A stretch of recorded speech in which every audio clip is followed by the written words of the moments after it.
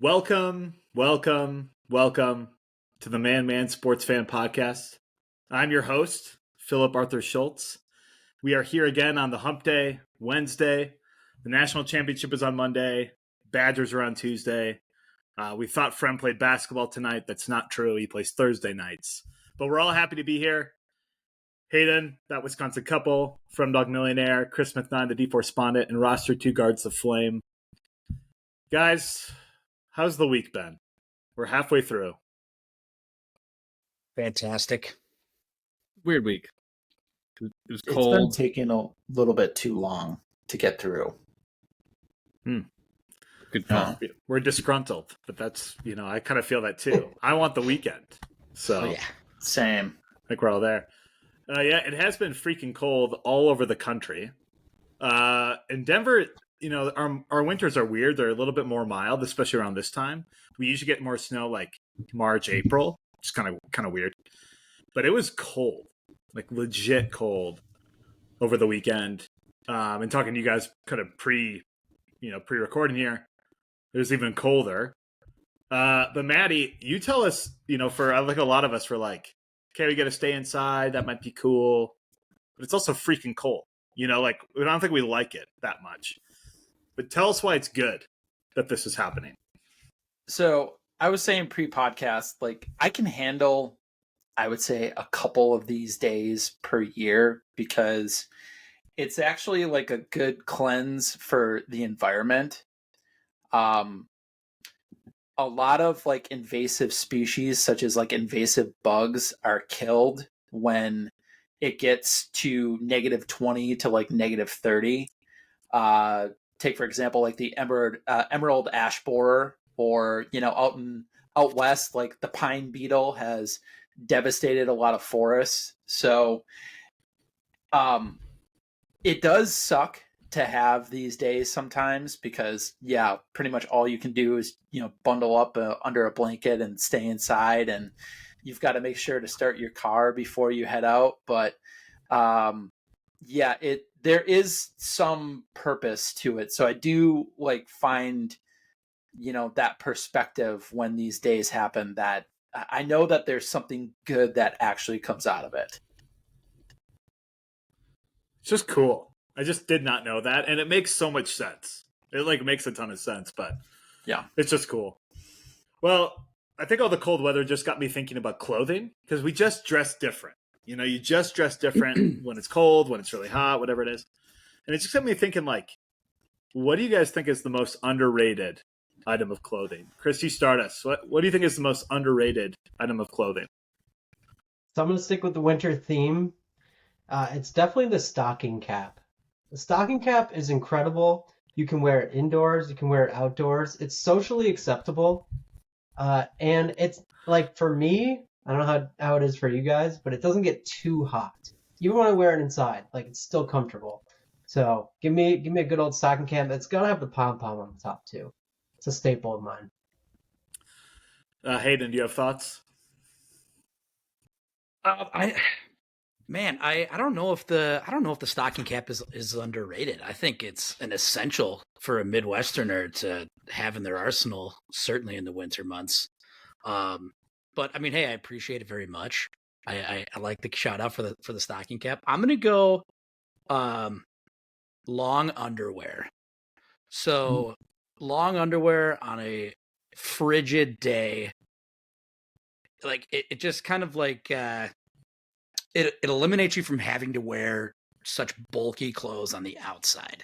If you're somebody who wears jeans every day, jeans are freezing cold in the winter. They're the coldest thing you can put on your body in the winter. Denim gets so cold. But if you throw some long johns underneath that, especially if you get the high quality, the nylon ones now that you wear hunting, or they have the fleece liner on the inside with the stretchy nylon on the outside, so it's not just old cotton scratchy like we used to have. I think the long underwear, top and bottom, goes a long way. Do you use merino wool at all, Hayden?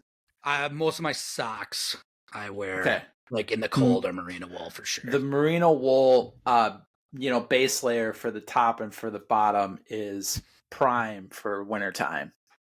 Under Armour makes some really, really good like they call it their hunting line, but they make really good base layer stuff. Nice.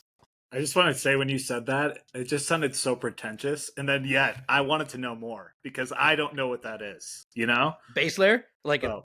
No, like merino wool. Oh, like, I didn't gotcha. You don't know what that is? No. just a very nice material Really? that keeps you warm. I'm not bougie. Okay. I'm not bougie. I got it to Colorado, but I guess I didn't learn anything, you know? It's a type of fabric that when you sweat, so like the problem with wearing polyester sometimes is that when you sweat and you start to cool off, you get cold. Whereas merino wool, if you sweat in it and you cool off, it starts to warm up and keep you warm rather than cooling you off. Oh, that's cool. It's very slick.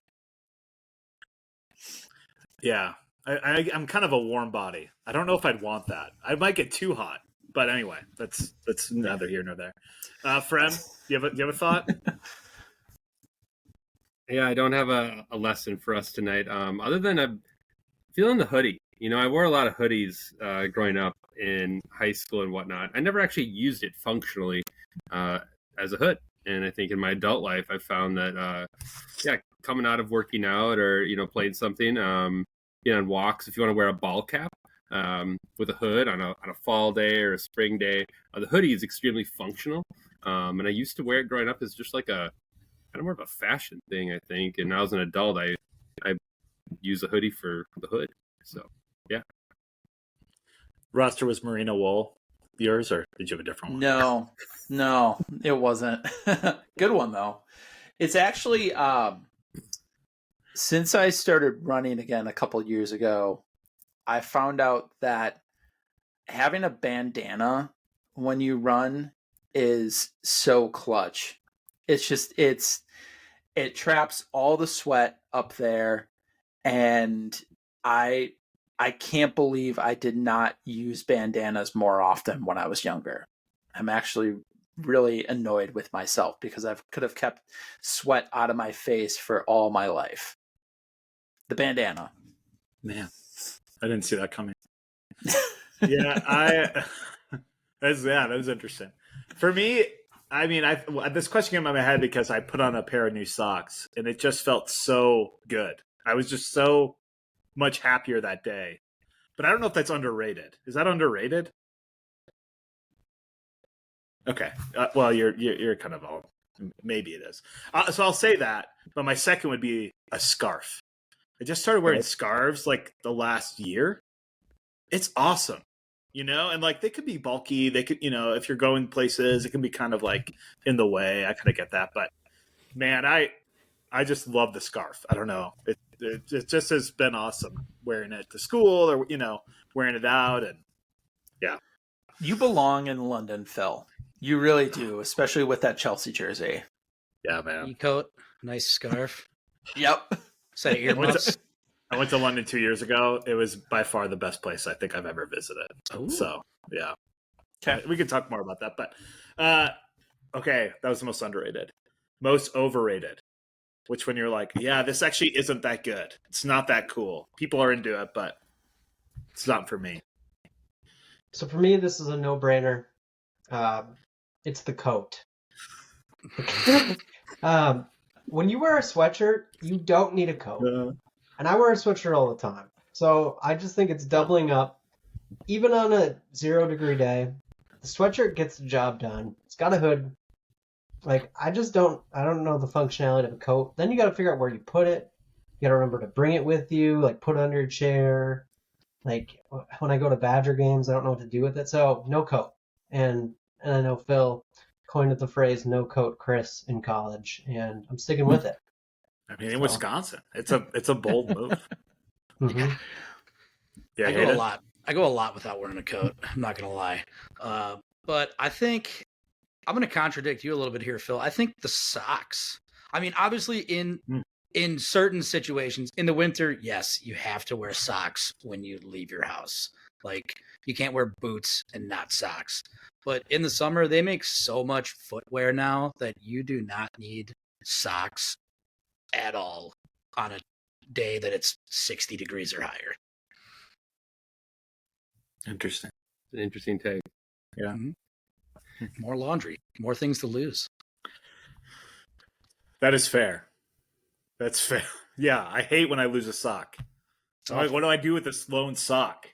I just wear, I switch it up. I don't have like the same sock, and I accept that. But I'm convinced that our dryer is eating our socks. I'm convinced. That's what it is. Yeah. it might be.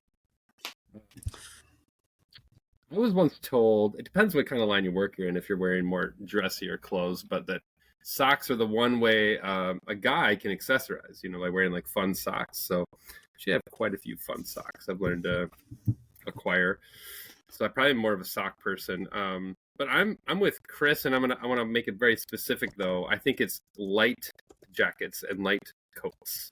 I think it's those in between like spring, fall coats. I think they definitely they probably aren't even needed if you really break it down. I mean, you could do a hoodie, you could do a long sleeve, you could layer it, and you probably could go without.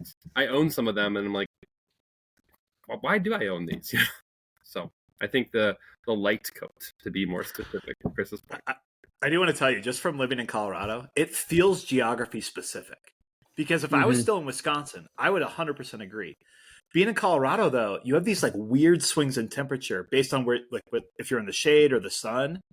So, like, having the layers is like a weird thing in Colorado that you want to have. But yeah, I understand. I felt the same way when I was living in Wisconsin. I don't think I ever wore a light coat. If I have like a light coat, it's because like I'm going to a nice dinner and it's like I think it looks nice with like what I'm wearing, or it's like rain resistant and it's drizzling up. That would be the only time I wear like a lighter coat. Maddie? Two things. The whole bell-bottom jean revival, not a fan. Not a fan. I just don't really like it. I agree with you. Yep. I didn't know it came back. Oh, The students, dude. Gen Z, man. I guess you don't. The Baraboo is not really a college town, so you don't see college kids running around with bell-bottom jeans now. They're back, and it sucks.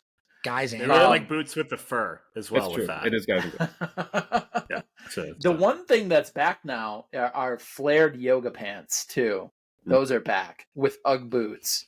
And I didn't think that we were going to return to 2008, but apparently we're back as well. For guys, I hate ties, man. Ties suck. They're dumb. Just get rid of them. Just wear a nice dress shirt and be done with it. Weddings I get, but on a day-to-day basis, no ties for me. Are you good at tying a tie? Is that part of this? Are you a tie pro? I mean, I can only do the real basic one. The square. Single Windsor? I'm not good at a Windsor knot. I'm just not. No. I don't have it memorized. I can do it, but I don't have it memorized. YouTube videos suck for it as well. I disagree. YouTube videos are terrible. No, I never was able to get it by watching a YouTube video. I will just think, I think it depends on the line of work you're in. I mean, if you have to wear ties, I think you get into it more.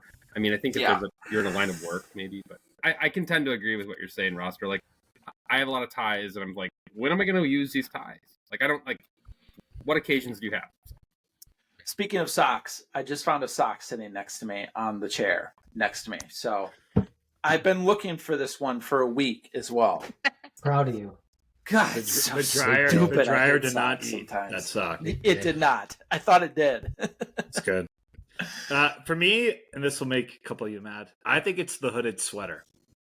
I like sweaters, but I'd prefer not to have the hood because I can wear a coat over it and it's not like bunching up over here. And I just don't need all the bulk. I rarely put the hood on, In fact, I never put the hood on. So it's just for the accessory of the hood. I'd rather just have a sweater. Crop sweater? I don't know what you... Crew neck. Crew neck, thank you. We're going to demote you. It didn't sound right. Yeah, We're going to demote you. It's not. So, again, I have some. I do wear them occasionally, but it's just not for me most of the time.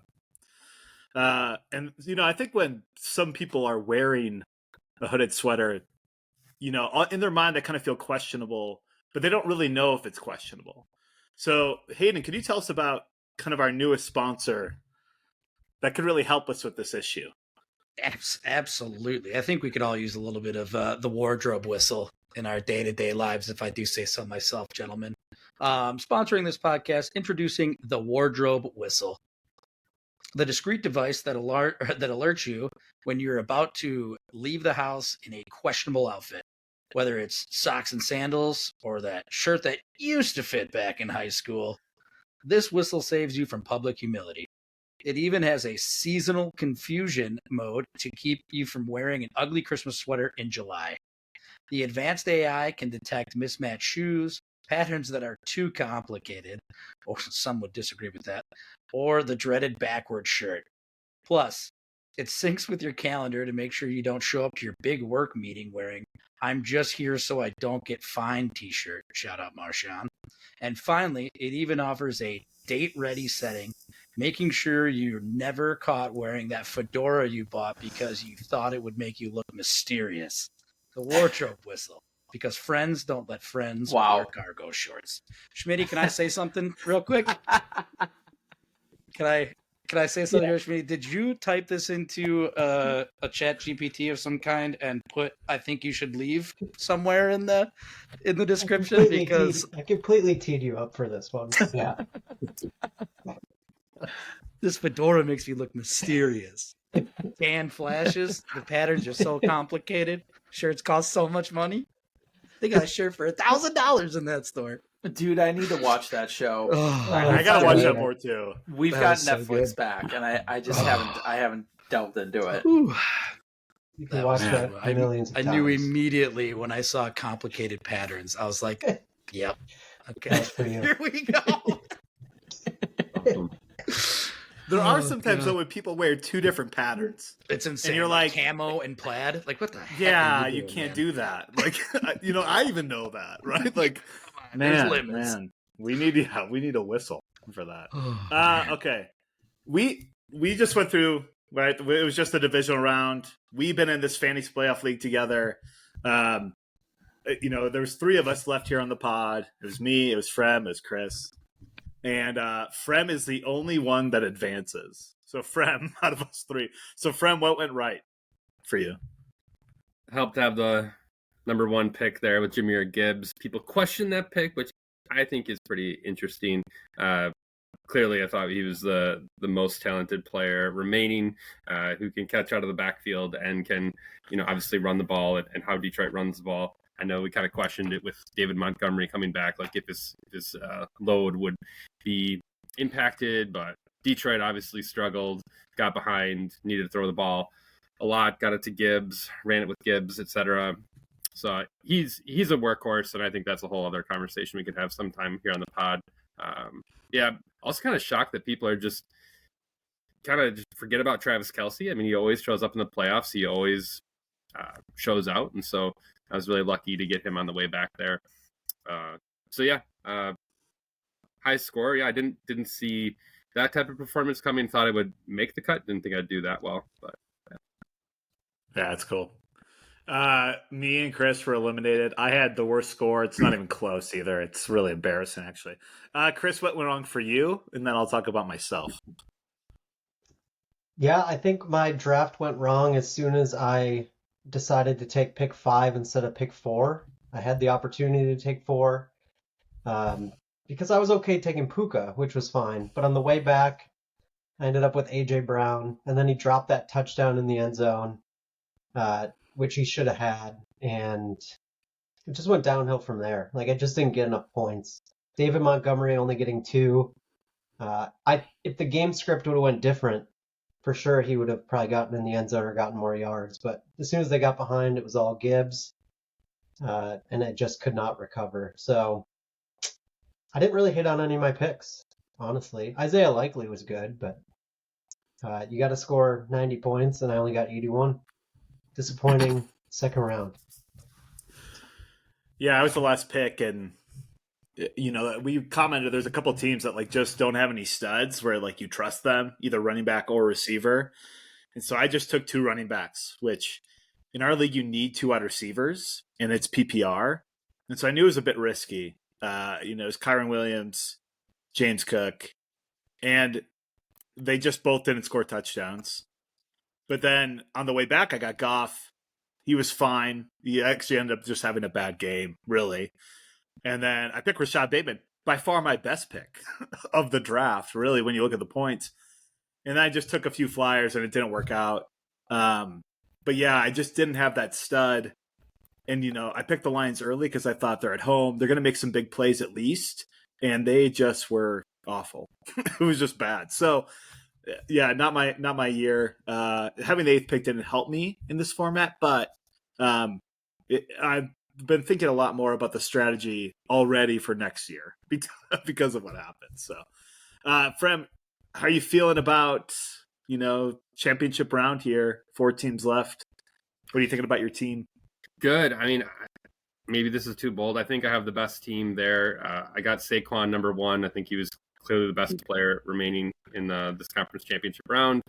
Once again, got Kelsey. For sure thought he would be taken. He wasn't. The legend of Diami Brown, loving him, and ride the coattails of him while he's hot right now. And all 4 quarterbacks are really good. Obviously, I think Mahomes may lack a little bit of the upside without some of the rushing ability, but I just let it go at QB, and I think I have the best team. So I'm pretty confident about advancing. Now, obviously, Phil, I thought you had one of the best teams when I first glanced at yours early on in the draft, and so who knows? I'm confident, but I know that can all fall apart quickly.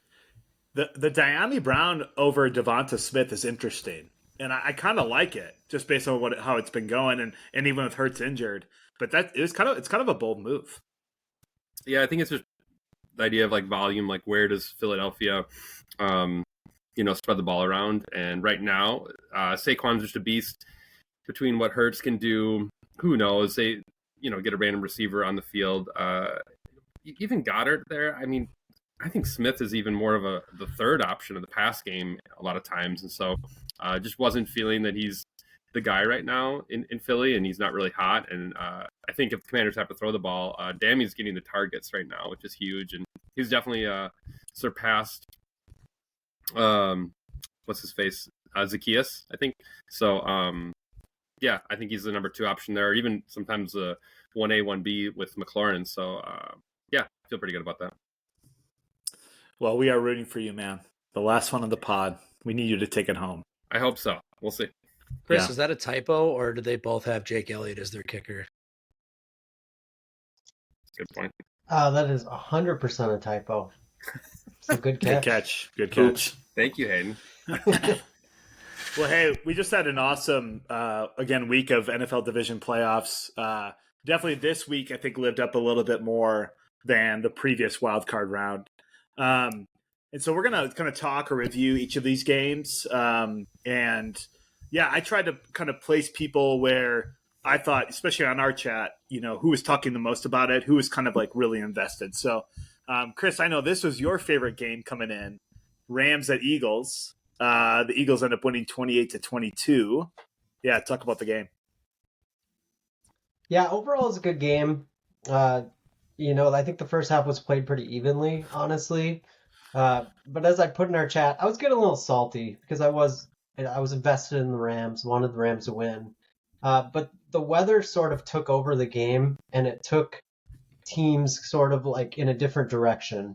The Eagles thrived with all that snow coming down. Obviously, Barkley had 2 huge touchdown runs, and just having a guy like him that could go off on the ground. The Rams just don't. Kyron's a good player, but he's not as dynamic, and he's a good receiving back. So it just sort of took the Rams out of their element a little bit. But honestly, there were just some moments in the game, like for example, when the Rams were coming back towards the end, they had like a 3rd and 3. And there was about a minute left. So time really wasn't a factor. They were at like the 15-yard line. And they decided to drop back, and Stafford got sacked. So it set up a long 4th down. But honestly, they were in a really good position to run the ball there, pick up the 1st down, and then they could have done whatever they wanted. Did you watch the replay of that, Chris? Of the play? Yeah, Yeah, it was Jalen Carter, that particular right? play, Jalen Carter just blew it up. Yeah, he sure But the did. Rams literally had, I think, Higbee open for a touchdown on that play. Wide open. Wide open. It's disappointing. Yeah. And the Rams just turned the ball over twice. I mean, that was the difference in the game, honestly. Stafford looked really good towards the end of the game, but and here's the thing: 2 weeks in a row, Jalen Hurts has not looked good, but he hasn't had to for them to win. So that's just something as we look ahead. I mean, that's honestly like I don't know how much they're going to need him to beat the Commanders. Just sort of an interesting. He's turned into sort of a game manager over these past couple weeks. But the Philly D line is real, man. Jalen Carter had a monster game, and they didn't need AJ Brown again for the second straight week. So the Eagles put themselves in pretty good shape. I thought the Rams played well, but again, those 2 turnovers were just too much. I honestly think they outplayed them. Like if you take the turnovers out, they did, but they just couldn't come back from those mistakes. So good game overall. Like I said, I wish the snow hadn't have come down as much as it did because it definitely caused some footing issues, and a guy like Puka, that really hurts him, and that's their X factor. So, yeah, it didn't quite live up to what I was hoping, but it still came down to a last possession, so we can't. I mean, and Saquon did have some fantastic runs. I mean, he's just so fun to watch, man. Cheat code. Yeah, you can't not root for that guy on some level. He's just a good dude. Frem, you have Ravens at Bills here. Bills win 27-25. Tell us about what happened. Yeah, like I said, I think you could argue this was the best game of the slate, although that Eagles-Rams game came down to the wire. It's too bad. I think everyone's going to focus on the end, right, with Mark Andrews and dropping that 2-point conversion, but there's so much more to unpack. And really, I think it's a huge reflection on like what is going on with this Ravens team, because they show dominance during the regular season. They appear to have this great identity with Derrick Henry and Lamar Jackson, and that completely fell off the map from late in the third quarter on and into the fourth quarter. Derrick Henry had only 2 carries, I think, it was late in the third quarter with about under 2 minutes left into the fourth quarter. He only had 2 carries the rest of the game. So really just head scratching as to why the Ravens abandoned arguably their best player in Derrick Henry. The Bills did enough, I think, late in the game, being able to get points and kick field goals when they had to. You know, if you look at stat lines here, obviously out of like Josh Allen, I mean, he's running the ball in. They didn't necessarily move the ball that well at times against Baltimore. Obviously, they put up enough points here and had a productive game overall. But I think a lot of the reflection of this game is where Baltimore came up short, which is unfortunate. I think you could argue that, yeah, I mean, Baltimore sends us to overtime. I mean, could they win this in overtime? I think this game will be remembered as the drop 2-point conversion and just another downfall of, and really the narrative will be Lamar in the playoffs. I mean, his record is, I think, 3-5 in the last 6 years right now. And so, yeah, just really disappointing. The Ravens appear to have all the pieces from coaching to players. You'd think this team would be able to advance. And I really thought this team could beat the Kansas City Chiefs. So really unfortunate. Mark Andrews had other plays where he missed earlier in the game, big fumble, etc. And Lamar was not perfect whatsoever. He had a pretty errant interception at one point, but it appeared that they had played well enough to maybe win this game. And yeah, just unfortunate. Never like to see a guy fail like that at the end with Andrews dropping the ball. Well, with Lamar, I think he had 4 INTs all season. I don't know how many lost fumbles he had, but maybe 1, maybe 2, I don't know. And then you have 2 turnovers in the first half. Yeah, it's just one of those weird things with Lamar, like you said. And I think that'll be focused on, and even he's like really fed up with it. I think he was happy for Josh Allen. You know, you saw that hug at the end, but yeah, it's kind of an enigma. It was kind of the only way that the Ravens were going to lose that game is if they beat themselves. And they had 3 turnovers, I think 5 penalties, and the Bills had 1 penalty. Mm-hmm. Mm-hmm. I think that's right. Yeah, Josh Allen just doesn't turn it over anymore. I mean, it's, you know, he plays smart. Crazy. Oh, there was a play at the end of the game. It was funny to hear Romo's commentary. I think it was like third down or something. It was in the red zone late in the game, and he was almost looked like he was about to like pitch it back to the running back as he was stood up. So he still has that, wild Brett Favre streak in him, and I think that's the concern with him. I'm on the the train with Hato here of I'd love to see the Bills win, but I think there's just that question, like, can Josh Allen, can he lead the team down on a winning drive, if he has to, and can he maybe avoid some of those questionable mistakes? Like, knock on wood, he was okay this game, but I think that is in him of like, coming up short in those moments. Well, let's transition. We can talk about Josh Allen's turnovers in the playoffs. Let's move to the Commanders at Lions, where Jared Goff had 3 INTs, a fumble. Commanders win 45-31 at Detroit. I don't think a lot of people saw this coming. I think the turning point in the game, and it's early. 7-3. The Lions are up 7-3, right? The Redskins already been stopped on downs once really early in the game. And Jared Goff fumbles at his own 20 or 15. And they were moving the ball really easily. They fumble it. Commanders recover it. They end up scoring a touchdown. And it's not that the Lions stopped scoring or didn't come back after that.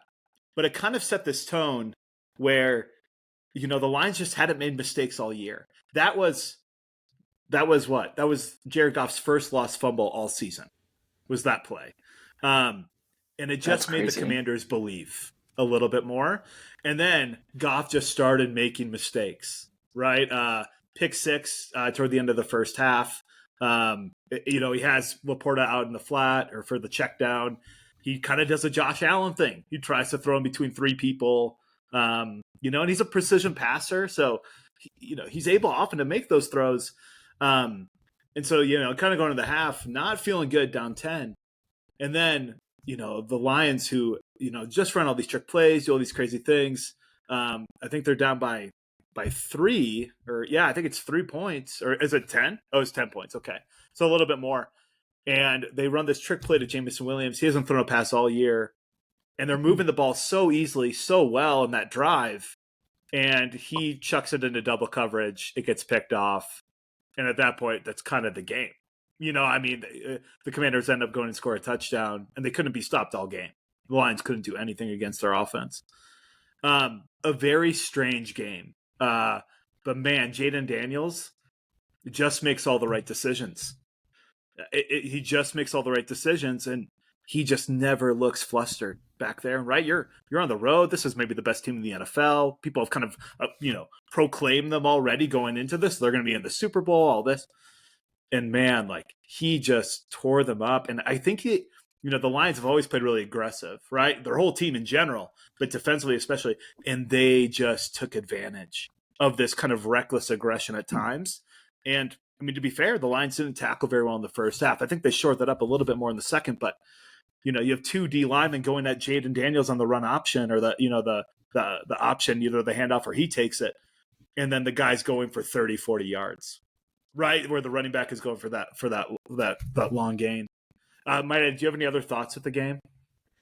You said it after the Lions beat the Packers earlier this year, Phil, that the Lions' aggressiveness was going to come back to bite them at some point. And it kind of seemed like when they attempted that Jameson Williams trick play, it was like the Step Brothers quote, these tuxedos are kind of effed up now. Like that's kind of how I felt after that. I was just like, I think all this cute stuff where you're doing all these trick plays, you're, rolling Penei Sewell out and throwing to him. You have Jameson Williams throwing a pass, and he's never thrown a pass all year.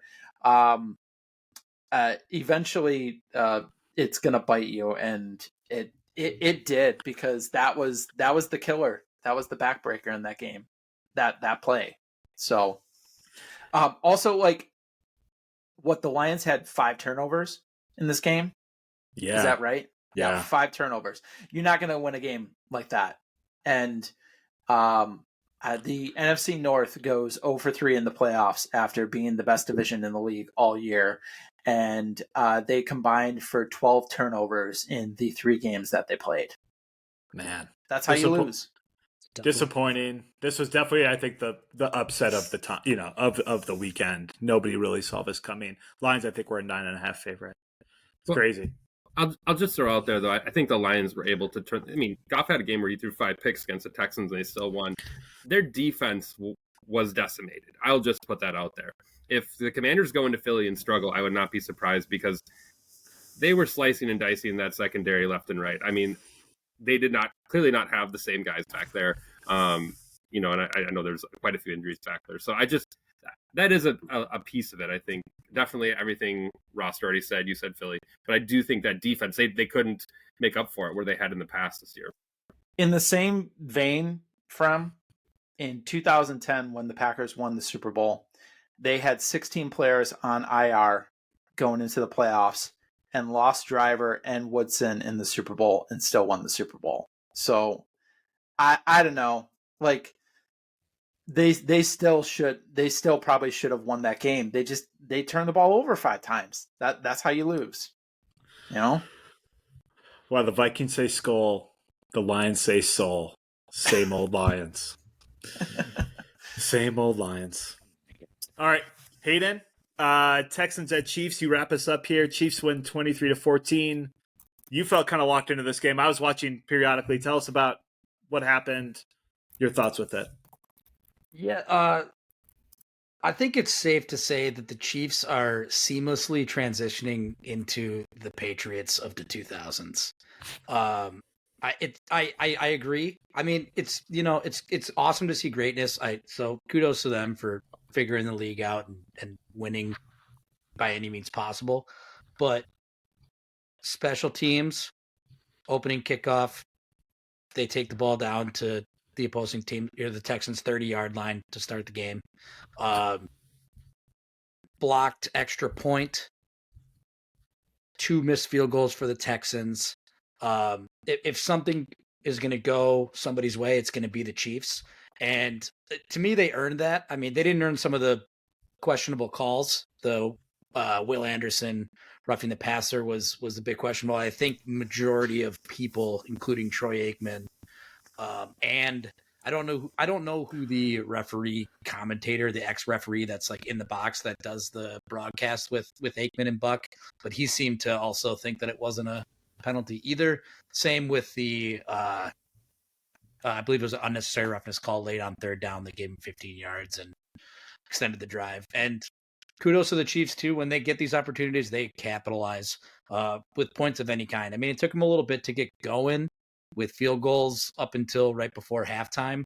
But they just know how to take your soul, it seems like, because the Texans played a pretty darn good game. I mean, CJ Stroud made good decisions, didn't turn the ball over. Nico Collins showed up a few times when he needed to, spread the ball out a lot. I think like 7-8 different wide or offensive guys caught the ball for multiple catches, CJ Stroud, on Sunday, and it just wasn't enough. The Chiefs they're so perfect in every situation that even the smallest mistake that would cripple any other team doesn't cripple them. They show up big. Travis Kelce is Rob Gronkowski and Patrick Mahomes is Tom Brady right now. And it's just, I mean, Kelce was almost not a factor at all in the regular season. In fact, Noah Gray was getting majority of the catches, I feel like, from Kelce all year. But in clutch playoff situation, Travis Kelce's wide open multiple times to extend drives and score a touchdown. I'm still going to pick the Bills to win it all. I think that's a foolish move by me, but I like to be optimistic. Until the Chiefs prove you wrong, it's pretty tough to pick against them, and Mahomes is just going to get it done, man. Well, let's jump to the championship previews here. Chris, tell us about the NFC. We have Commanders at Eagles. Eagles are favored by 6. Talk about the game. Yeah, kind of interesting. The Eagles were favored by, I believe, 5.5 against the Packers, 7 against the Rams, and now 6 against the Commanders. They kind of just sit in this 6 range. It's a really difficult game to predict because the Eagles are basically better than the Commanders at every position except for quarterback. which is the most important position. Obviously, Jaden Daniels is playing really well. I just took a look at the weather in Philadelphia Sunday because I think that matters because the Commanders have played a lot in warmer weather the last few weeks. It's going to be 40 degrees in Philly on Sunday. So I don't think it's going to be a factor. I'm going to pick the Eagles just because I think they can get pressure and slow down the run game of the Commanders and really force Daniels to throw all game. And like I said, I don't think Hurts has to do that much in order to win the game.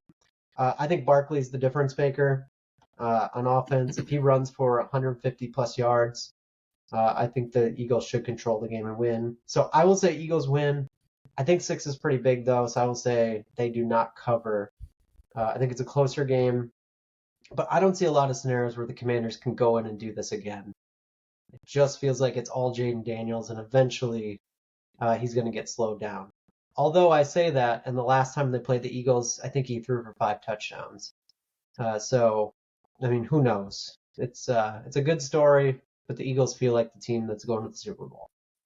Who's got the Eagles in this game? Raise your hand. Who's got the Commanders? All right. I just have a feeling with this team. The defense is kind of sneakily underrated. It's a bit sneaky here.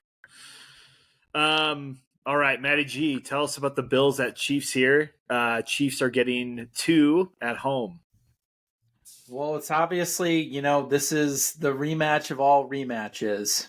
13-second game, last year's missed field goal. The Bills are, trying to see if they can really buck the trend of, what's happened the past few years. Past few years, they've beaten the Chiefs in the regular season, but lost to them in the playoffs. And I think most of America is rooting for the Bills.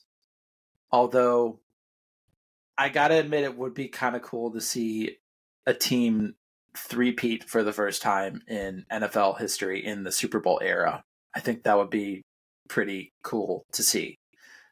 I think what I'm going to be watching the most this weekend is will Josh Allen show up in the biggest of moments? He was kind of pedestrian last week, 16 for 27 through the air for 127 yards. And you would have thought that he had a big rushing game, if he threw for that few passing yards. But I mean, he was 10 carries, 20 yards. He had the 2 touchdowns, but not like a, standout game that we've been used to seeing from him all season. So I'm really curious to see what he does. And I know that we're going to talk a little bit more about the Chiefs and penalties and stuff like that, but I'm kind of enjoying having a villain to root against, because I think that the Chiefs have gone full villain mode after the Mahomes flopping stuff in last week's game against the Texans. So, this is the game that I'm looking forward to the most this weekend, for sure. Who's got the Chiefs at home? Who's got the Bills? Me and you, Hayden. Let's ride. Oh, yeah. Oh, hey, also, I need to figure out my punishment for you guys because I was the only one that picked the Bills last week. That's right. So be ready for that to come through the text thread here. Good thing Take a shot of Malort, No Waffle House around.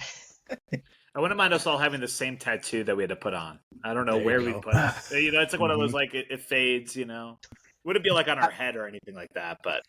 I like, there's this punishment that I've heard of for fantasy football, where if you have a player that scores 0 points in a week, you have to shotgun a beer. Sure. So I'd like to see maybe you that's on our that. punishment, is we all have to shotgun a beer on air. I don't think I've shotgunned a beer for 12 years, 13 years. It's like a bicycle. Wow. You don't forget. That may be tough. It might take you a little You might longer be now, right. but Yeah. you don't. The muscle memory will come back. Yeah. I Hopefully. don't think Hayden should apologize for taking us down, though, if you ask me. No, riding the Bills, baby. Not at all. Yeah, and that kind of brings us to our next sponsor, the Apology Generator 3000. We're thrilled to welcome the Apology Generator 3000 to this podcast, the app that crafts heartfelt apologies for every situation. Accidentally liked a coworker's photo from 2014? Forgot your best friend's birthday? We've got you covered. From I'm sorry I ate all the pepperonis off your pizza to I deeply regret my karaoke performance. We tailor each apology to your level of guilt. Yeah, I don't know if anybody felt that guilty for eating the pepperonis, but need to say sorry to your pet for missing walk time?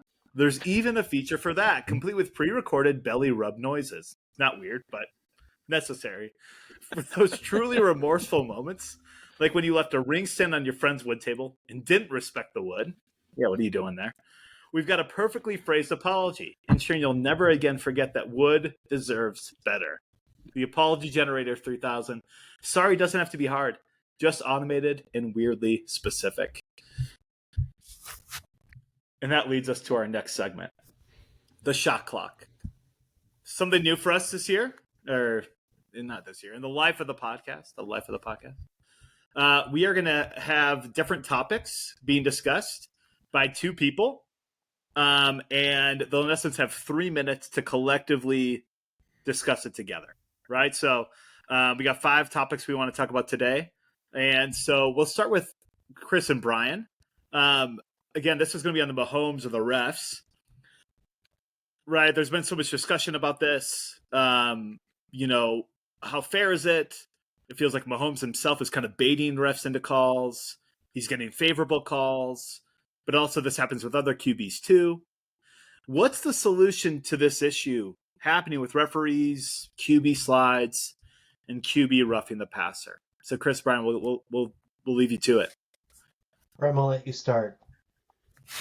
Just looking at a little data since the 2021 playoff run they've had there, they're not getting more penalties than their opponents. So I think just looking globally, the big picture, you can't just say like, well, oh, it's just the Chiefs and the Chiefs are getting the preferential treatment. So does that boil down to then, okay, it's just Mahomes and how he plays a position of quarterback?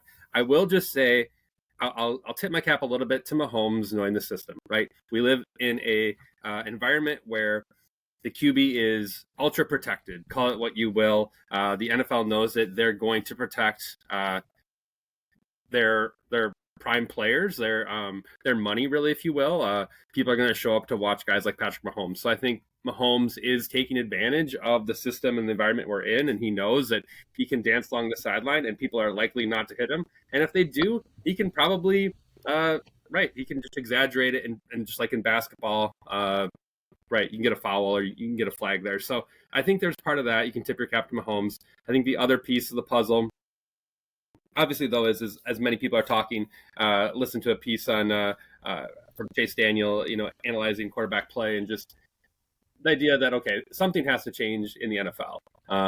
You can't fake a slide. It has to be really intentional. It has to be clearly determined ahead of time that you're going to go down, and you can't do it late. If you do it late, that you shouldn't be able to, have a penalty be called in that situation. So I think that's a big piece there. There has to be some, I think, clearer language defined, just like we had with the catch in the past, where NFL is going back and forth, like, what's a catch and what's completing the process. I think there has to be something defined here with what's a slide and when do you have to intend to make a slide. I think that has to be fleshed out. I think that will come here with what Mahomes is doing right now, because he's going down late. And I think, to a defender's credit, what are you supposed to do? You still have to tackle the guy. It's pretty obvious in some cases that other quarterbacks are being pushed out or hit even more at times. And I think Mahomes is good at being dramatic as well. So, yeah. Did I take up all the time here, or is my 3 minutes on Chris 3 minutes? I'll go quick. I don't think this is a Chiefs problem. This is an NFL problem. I think the spotlight is on the Chiefs. Like Gardner said, people don't like them, so they're going to look for every reason and every little thing that happens. Say, oh, the Chiefs get every call. But honestly, Phil and I talked about this a little bit on the phone the other day. This is a bigger problem in terms of like putting too much on the referees. I think that there's a lot of calls that can be gone to replay review, replay assist, whatever it is, like roughing the passer, face mask. Some of these, like, did you do it or did you not calls, I think can be cleaned up pretty easily. But then, like the subjective calls, I think you can still keep that in the hands of the refs. But I think we just have to take some off of their plate, and they have to be okay being wrong. With someone coming in saying, nope, that's not the right call. I think it'll clean some of it up as we move forward. But people don't like the Chiefs, so they're definitely going to use that excuse. It's every dynasty we've ever had. There's like Jordan, Brady, doesn't really matter. Like, they're going to get the spotlight. Mahomes does seem to milk it differently, but that's just my take. Anyway, all right, you guys kind of PTI'd it there. Went over the three. It's fine. It's fine. We're new at this. We're new at this. All right. I mean, we got 3 I had minutes 30 here. seconds. What am I supposed to do? Yeah, you got to work with Frem on that. Figure it out, Chris. Figure it out. Frem thought he had 3 minutes, and then you rebutted for 3 minutes. 3 minutes. I don't know. We can't go 30 minets in the shot clock era. You know, It only took Mahomes can't do that 13 here. seconds to beat the Bills, Chris. Come on. Right. It's true. It's true. All right. Well, me and Maddie, we have the number one overall pick of the NFL draft should or will be blank. Right. We're already kind of into this. The NFL draft season, right? The season isn't even over, right? And mock drafts are coming out. So, Maddie, I'll start with you. Like, who should be the number one overall pick for the Titans, or should they trade the pick? Or give us your thoughts with it. I mean, I think they're probably going to take a quarterback here, right? Like, I think we can probably agree on that. Whether or not it's going to be Shedeur Sanders or Cam Ward is the question, and I think that they will probably not end up in the Shedeur Sanders business. Shedeur Sanders feels like a Raider to me for some reason. Like that seems right. Realistically, Travis Hunter is probably the best prospect in this draft. It's kind of it doesn't feel like it's as strong at the top as it was last year. This just as a draft, like this draft as a whole, 13 offensive players went at the start of the draft last year, and you had some like real like generational like great players. Yeah, it just doesn't feel like it's as strong of a draft this year, but like Travis Hunter feels like he should go number one, but I don't think he will. I feel like he might go to the Browns at 2. What's interesting about Travis Hunter is the fact that, right, is he going to play the hybrid role in the NFL? Is that even possible to play cornerback and wide receiver? Right? Like, a lot of people think his best position is wide receiver. But are you it depends on what the team would be drafting him for. But to me, I think the Titans, if they keep that pick, and I think they will, they need a quarterback, right? They're one of the few teams right now that they haven't drafted a quarterback really, really high in the last 3 or 4 years. They got Will Levis in the second round. So I think they'll go Cam Ward. If you look at Cam Ward's stats, he's just progressively gotten better in college. I mean, I think when you see that, right, this isn't a one hit wonder here. He has a lot of reps, Phil, which is good. Yes. I think that we're figuring out that reps are good for quarterbacks. Yeah, look at Bo Nix, right? Like, yeah, he was the not fifth. not Anthony Richardson. Yes. Oh my gosh, yeah. Not Anthony Richardson. Yeah, Cam Ward had 39 touchdowns, 7 INTs. Right? He plays in not the best conference, the ACC, but it doesn't matter. Those are very, very good numbers. And he's mobile, and he's 6'2", right? So he's not really, really small, but he's also not huge, but he's not really small. Here's what I'll say. J.J. McCarthy would have been the best quarterback in this class. So is this Probably. a great class? No. But I have to imagine that Cam Ward will be first. And Chris thinks he's a bust. I haven't watched a lot of Movie Fair, but I think that's who it'll be. He still might be a bust. You'll see. Most of them All right. are. Yeah, that was good. That was good, Matt. We did well there. See, we kind of worked in Right tandem. on the screws there. We have boys. the chemistry. Yeah. For so far, roster Philby ahead of Chris and Brian. Just putting it out there. Yeah. All right. I made sure to get in under a minute and a half there, and not take up 2.5 minutes of the segment. Unlike It'd be Brian. nice to go second. You knew what to expect. You gave too much Second. background. You just had to go to the solution. That's what it is. Just go to the solution. All right. Me and Chris, we're next year, and this is a Dodgers question, unfortunately. What the Dodgers are doing, signing Kirby Yates, Tanner Scott, Blake Snell, Sasaki, et cetera, et cetera. What the Dodgers are doing is blank. Chris, I'll start with you. I think what the Dodgers are doing is great for Major League Baseball because Major League Baseball has an identity problem. They need eyes on the sport. And truly, like Gardner said, sports are better when they have villains.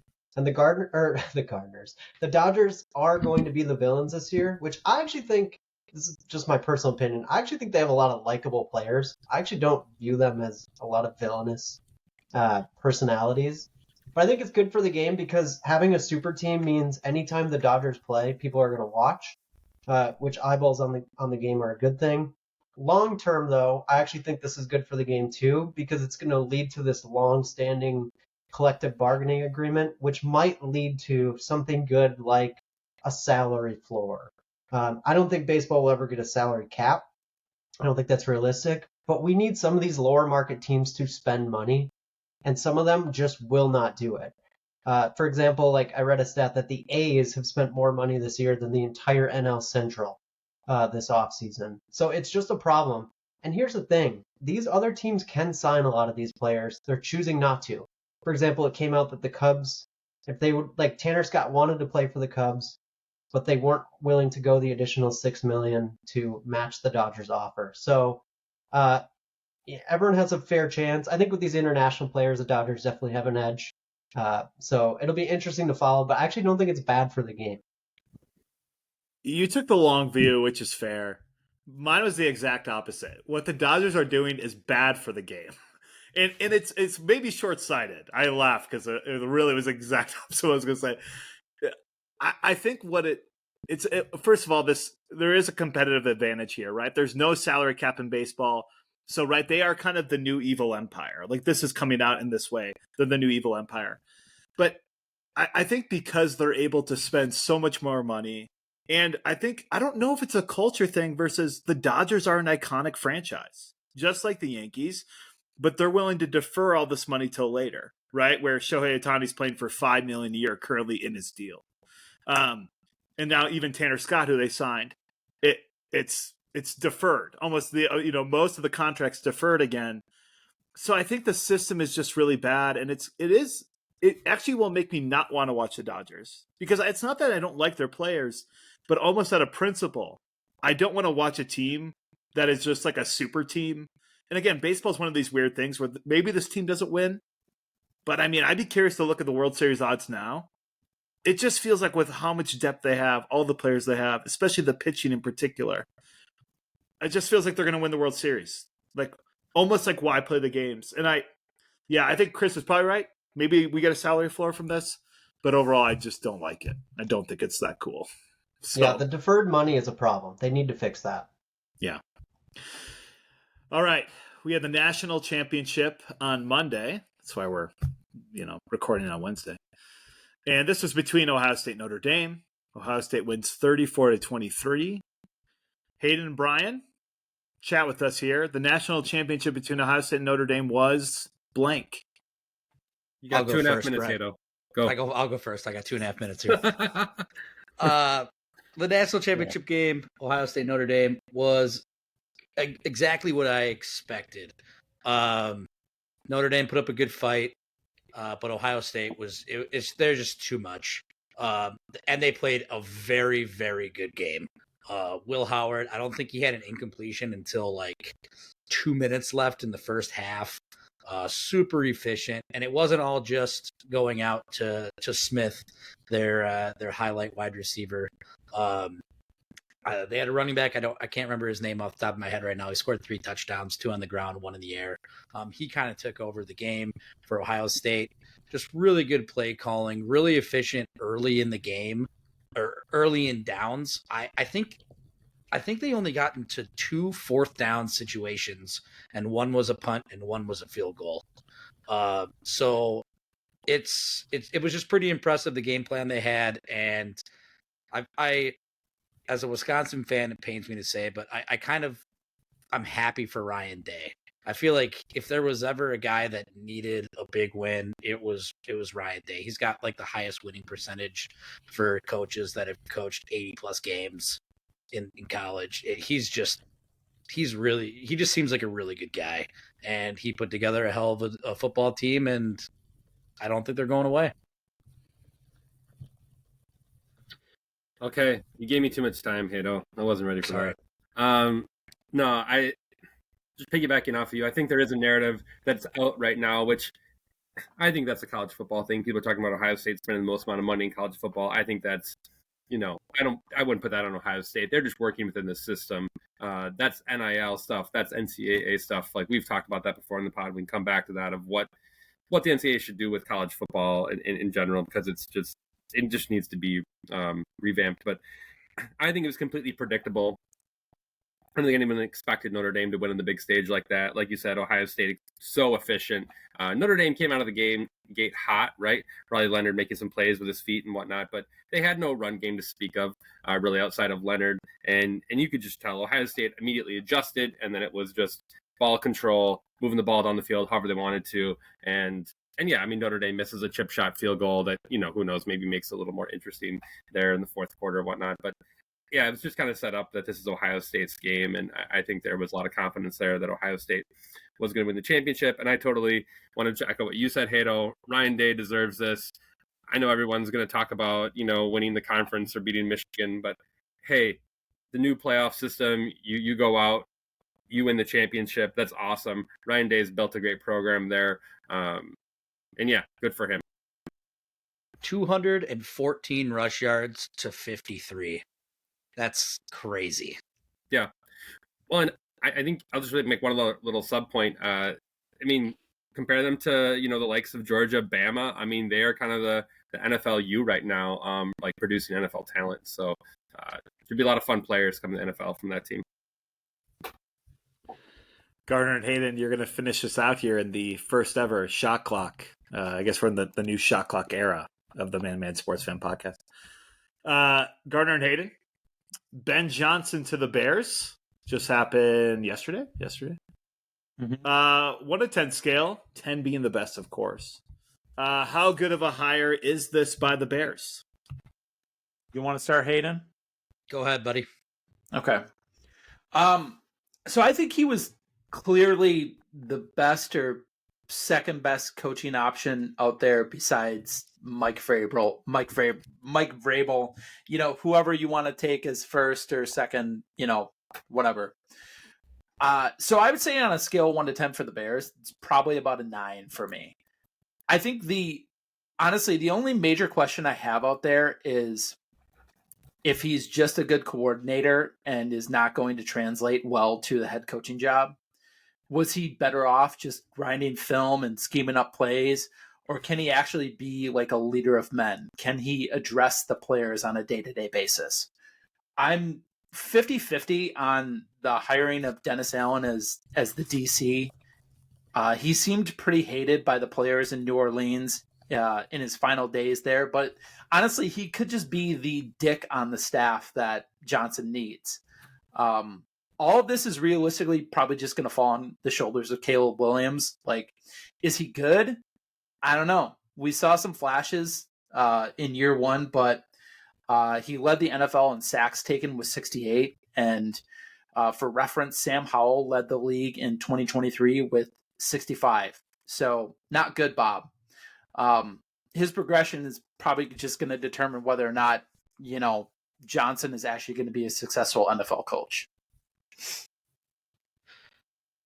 For me, this is a loaded question because I think it's great for the Bears. I think they went out and got a very good coordinator. But history shows that first-time head coaches coming from coordinator positions to run a team typically do not pan out very well. And I think that has a lot to do with the front office. There's not a lot of teams that have to bring in coaches that have good front offices. They already have that established. The Bears are owned by a 102-year-old woman. And she doesn't seem like she's going to give the team up to anybody outside of her family. And I don't know how invested that family is in actually producing a very good football team, or if they, not that they're not invested in it, but it just doesn't seem like they know how to.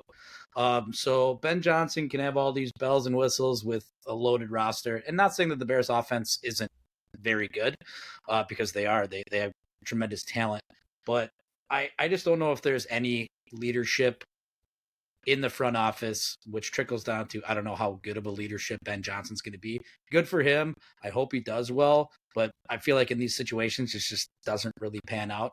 I'll give him a 9 because I think he is a great coach, but I just don't think the Bears as an organization know what they're doing. I've called them Succession before, like just a bunch of Kendall Roys running around there, like so many cooks in the kitchen. Real quick, last note. I find it really interesting that this was his decision to this was his team to be a head coach for, because he infamously turned down Washington last year. So he basically is choosing Caleb over Jaden. And that could be one of the all-time misfires. We'll see. Jury is still out on Caleb. There was I don't know if I read this in an article, but supposedly that he wanted Sam Howell. And in essence, Adam Peters was like, we're going to draft a quarterback. And so he didn't take the job. Which, I don't know what's fully true in that, but I think I had heard that he had said that they were basketball guys because what's his face? The old GM for the Warriors was getting involved with the Commanders now. What's his name? I forget his name. Bob Myers. Bob Myers, yeah. Mm-hmm. Yeah.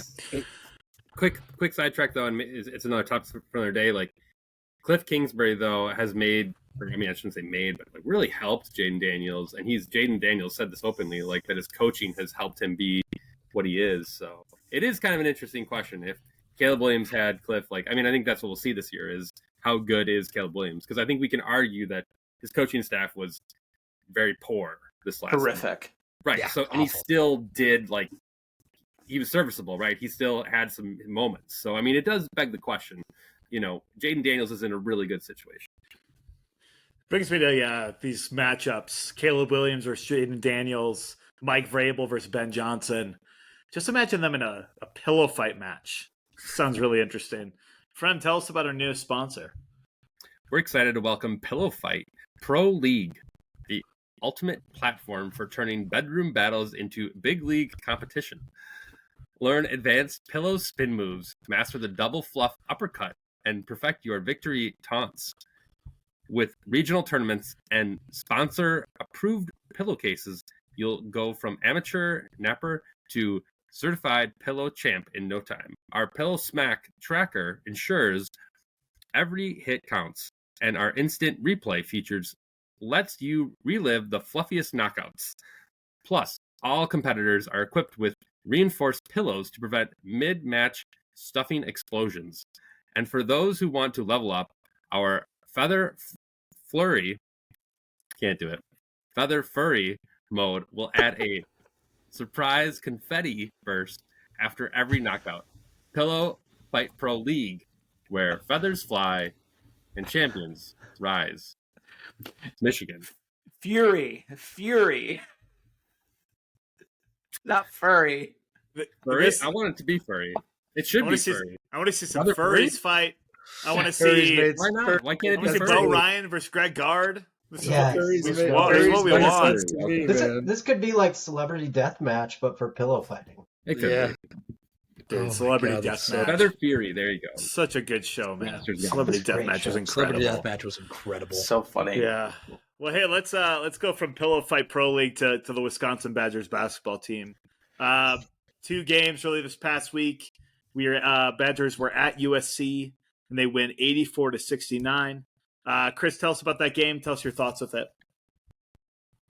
Yeah, so I wasn't really sure going into USC how the Badgers would play. USC was on a roll. But the Badgers came in and really put together a really solid first half. There's a trend emerging here, though, that I don't like. It's coming out of the second half. The Badgers are really struggling and letting teams back into the game, which they did against USC. The difference between USC and when they played UCLA is that they didn't let them take the lead. And we were able to continuously every time they got close, make a big shot, make a big stop.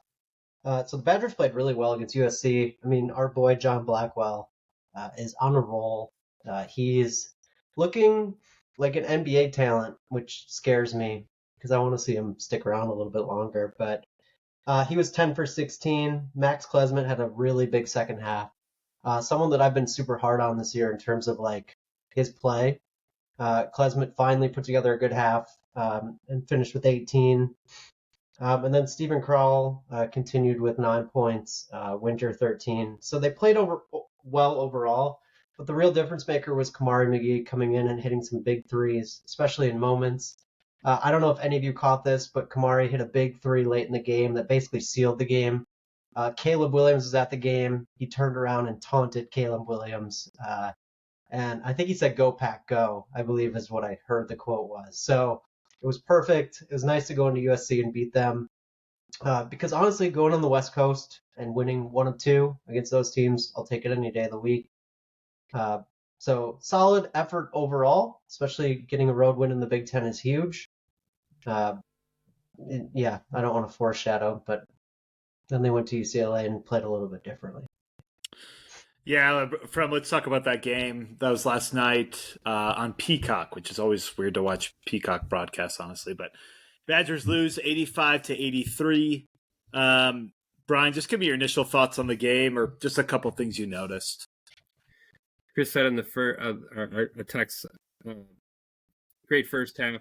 Conte goes 5 for 5 from 3-point line, right? And then coming out second half, just all sorts of, I think regression and how I remember Badger basketball being last season, where we can't find the right shot, and the shots we do take aren't going in, etc. And so I think it's safe to say, though, UCLA, I think we all agree on this, that UCLA got hot, right? They had bench players going off. They're 7-3, Spaniard Mara's just like whatever, doing hook shots and dunks on us, and it can do no wrong. So I think, it's a road trip game. I think Chris framed it really well, right? This Big Ten is super competitive now with all the teams that are in it. And so on the road, West Coast, tough game to play there, and especially when they can seemingly do no wrong. The referees, I think there's a side note there. I've never seen so many fouls and so many free throw attempts. So I think that's another commentary of the game really got, I think, chopped up with just free throw attempts, especially in the last 10 minutes. But I think this speaks to the identity of this Badger team, though. They hung in there and they grinded and came down the stretch and had a chance to win it. And that's what I really can hang my hat on, is this team, if that can be their identity of they never, get out of games, they don't give up, and they keep pushing through, and they find, their players to step up in these key moments. I think that's a big thing for me. Yeah, if you look at the free throws, second half, or for the first half for both teams, the Badgers are 1 for 2 in the first half from free throw line, and UCLA was 3 for 4. In the second half, the Badgers are 17 of 19, meaning they're making a lot of these free throws, right, that they're going to the line for. And then UCLA was 18 for 24. So just a lot more ticky-tack calls. What was really interesting, if you look at the 3-point attempts, UCLA threw up 14 in the first half. They scored 5 of them. They only shot 5 in the second half. So I think their strategy was attack, one-on-one. And honestly, in terms of athleticism, guard athleticism, they took it to us, right? I mean, I think that showed where, that guy, I think it's Nash, is just taking John Blackwell over and over and over, or Sebastian Mack, taking him over and over and over again. And, on some level, we didn't adjust, but also I don't think we were playing as physical because the refs were calling everything. So it was just one of those weird games where we just needed UCLA probably to miss 1 or 2 more shots, probably 2 or 3 more shots, and we'd probably win the game because we had just been clutch consistently through the game. And, I think Blackwell taking the last shot there makes sense. He missed Tanji wide open, in the corner, and just didn't see him. If you look at Tanji's stats this game, he just went off. Granted, he had 0 points against USC. It's crazy. And Tanji was 8 for 9, 6 for 7 from 3. 2 for 3 from the line. I mean, efficiency, right? Just that efficient. So on the road in the Big Ten, you're gonna lose games like this. It would have been nice to go 2-0. But I think UCLA, they had a really bad stretch here. I think they've started to put it together, and they're a good team, coached by a good coach. So, I just think two quick narratives, and I've wondered this, and I haven't watched nearly as much basketball of the Badgers. I know Chris has likely watched every game, but interior size, I think if we come up against a big that just maybe bigger, taller than us, I think that's going to be tough. Can we guard somebody in the post, and get eaten alive there? And then what you said, Phil, that guard size, we come against some of these bigger, more physical guards, they can just take it to us. That's what I'm worried about down the stretch. In tournament time is, do we come up against just the wrong matchup for our team with size, either in the interior or that guard play? Yeah, I think that's a great point. I'll go really quick, but yes, our bigs are soft, and are out. I have a buddy that I text quite frequently about the Badgers, and we are pretty convinced that their out this year is going to be because of offensive rebounding.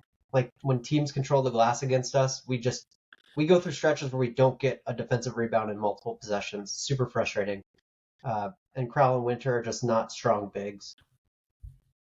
Yeah, they're more finesse. They can shoot the three. They're really good passers. They have those strengths, but yeah, they're not brute. It's just a different kind of big. All right, so Badgers currently sit at 15-4, 5-3 in the Big Ten. If you had to put money on it, right, there's roughly 12 games left plus the Big Ten tournament. What's their seed at the end of the year? This looks like a tournament team. What's the seed, you think, if you had to put money on it? And Chris, we'll start with you with it. I'll put them at 5. I feel pretty good about that. I think they can hang in the Big Ten and finish top probably 5. And as long as they win a game or two in the Big Ten tournament, I think they solidify as a top 25 team and a 5 or 6 seed. But I'll go 5. I'll be the optimist. Brad? I'm right there with Chris. I'm going to be the pessimist here. I see some of these games on the stretch. They got to play the likes of Michigan State, Oregon, ranked teams, Illinois, etc. I think, they're going to maybe lose just one extra game in there. And I'll give them a 6. I think that's what they'll be. Yeah, I'm also going to sit at a 6. Often we're underseeded as well. So I could see that happening. Granted, we're scoring more points than we ever have. So maybe we'll get a little more respect this year. But I think it'll be a 6 as well. Roster 2? I don't really have a comment about where they might be seated, but I thought it was just, I think it's just pretty interesting seeing how modernized the Badgers have become, especially on offense. I bet that's probably a Kirk Penny thing, influencing Greg Gard. But right now they are taking the second most threes out of any team in the Big Ten right now. Illinois is far and away number 1, but Wisconsin number 2, almost 27 a game. Yeah, just thought that crazy. was interesting to point out. Crazy. Just a complete turn, right, of what we've seen with this team. We have Nebraska at home on Sunday, at Maryland on Wednesday. 2 big games coming up at Maryland's tricky. There's no doubt about it. Gardner, you seem to be really into pets. I know you talked about this a lot on the pod. Tell us about this new sponsor we have, the Pet Translator Pro. You bet. We would like to welcome a new sponsor, the Pet Translator Pro. Ever wonder what your dog's bark or your cat's stare really means? I do. Our innovative technology can decipher it all, from feed me now to I knocked over your water because I can. It now comes with settings for exotic pets, so you'll finally know what your lizard has been plotting. It even includes a passive-aggressive pets mode to interpret your cat's judgmental side eye or your dog's overly dramatic sighs. My dog does that all the time. For bird owners, there's a parrot profanity filter to keep things family friendly.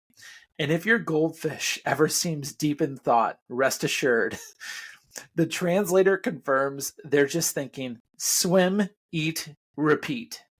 The translator even has a not-so-subtle setting that decodes your dog's stare when you're 5 minutes late for walk time.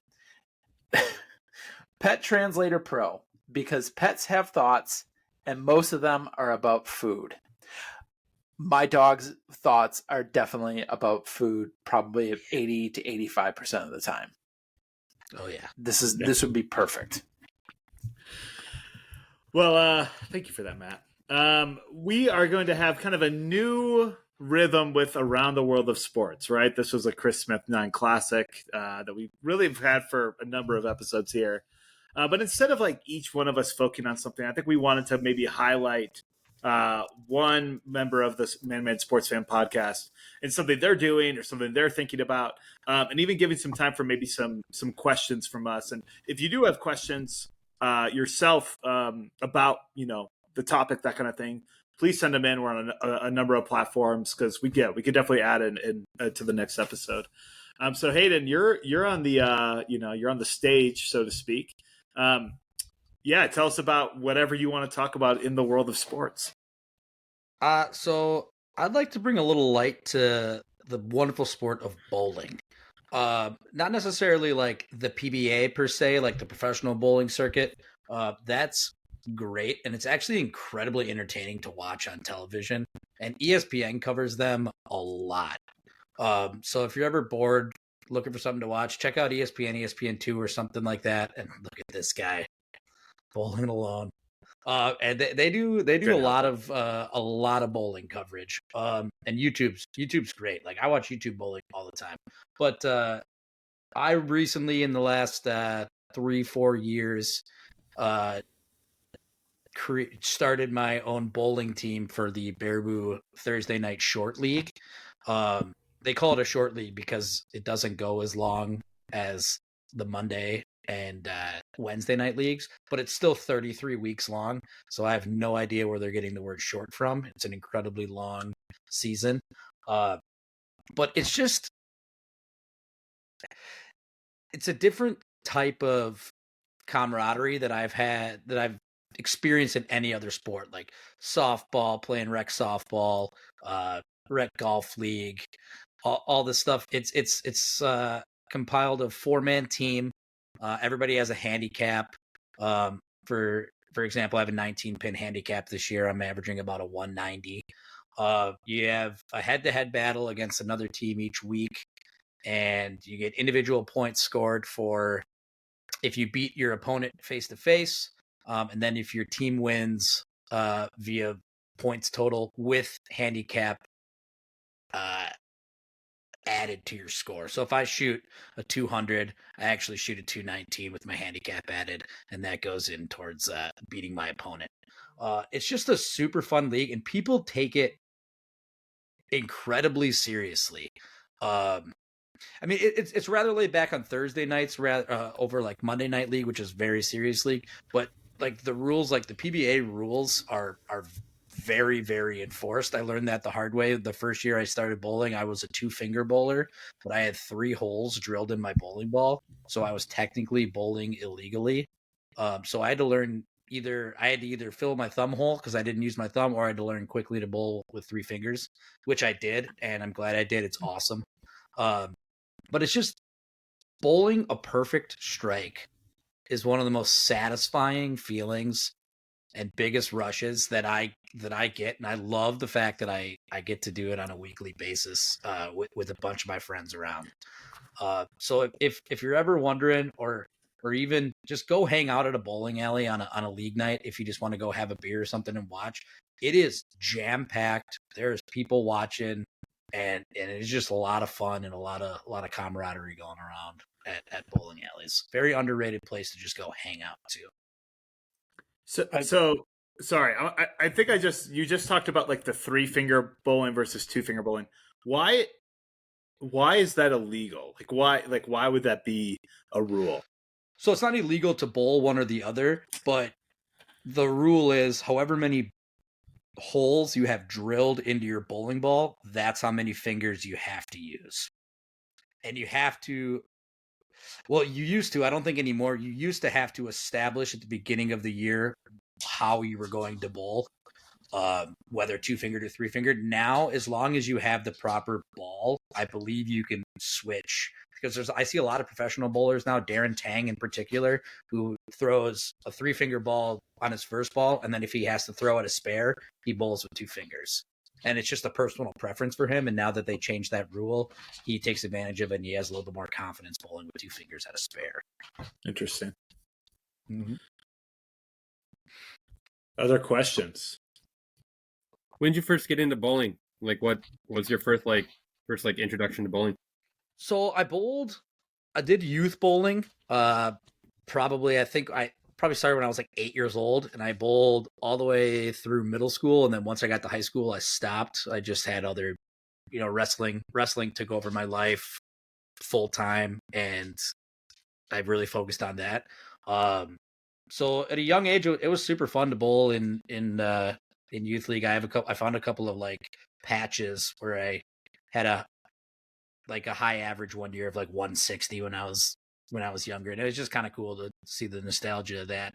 And then that kind of just got my brain going, where a couple of buddies of mine were like, "Hey, we're going bowling tonight. You want to come along?" And I was like, "Shoot, I haven't bowled in 10 years." So went along, and the first night back, I bowled a 279, and I was like, "Okay, I'm gonna figure out how to get a team together and continue to bowl," because it was really fun. Are you the best player on your team, or Not this year. Okay. I think I started out when I first started the team. We got a kind of a different team now than we did. Like, my wife was on the team originally just because we were trying to get players together, and she said, "Hey, if you need somebody, I'll bowl with you." But my cousin Dill is very good. He's a two-handed bowler, so he uses both hands to throw, but he only has 2 fingers in the ball. He gets a lot more speed, a lot more revs, which gets a lot more pin action, and the ball comes in a lot hotter. He's very good. And then Josh Porter, another guy on our team, is really coming along. I think he's almost averaging a 200 this year. So I'm probably the third best bowler on my team this year, but for some reason I still bowl in the anchor position. one last question? Do you have a lefty on your team? I can't remember. And why is it so advantageous to be a lefty in bowling? Yeah, it's almost cheating to be left-handed in bowling, if you ask me. We don't have any on our team, but we have a couple of teams in our league. I think one of the teams last year had 3 lefties. This year, now they only have 2. But essentially, you're just nobody else is messing up your oil pattern when you're left-handed, because you're not throwing the ball on the other side of the lane. It just gets cut in half, basically down the middle. Righties throw on the right side, lefties bowl on the left side. And there's way more right-handed bowlers that chew at the oil, especially in leagues where you got guys, you got 4 people bowling on every team.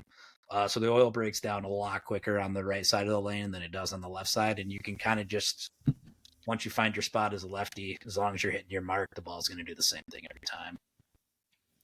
So it's very, very helpful to be left-handed if you're trying to get in the bowling. I'm just thinking a friend of the pod, Matt Smith. His son is like a really good bowler. Mm-hmm. What does it take to become like a pro bowler? How do you do that? Or is he like somebody that could be? Because I know he's like bowling in the 200s as a 15-year-old or whatever. I think the last time I checked, I think the PBA average is like 215.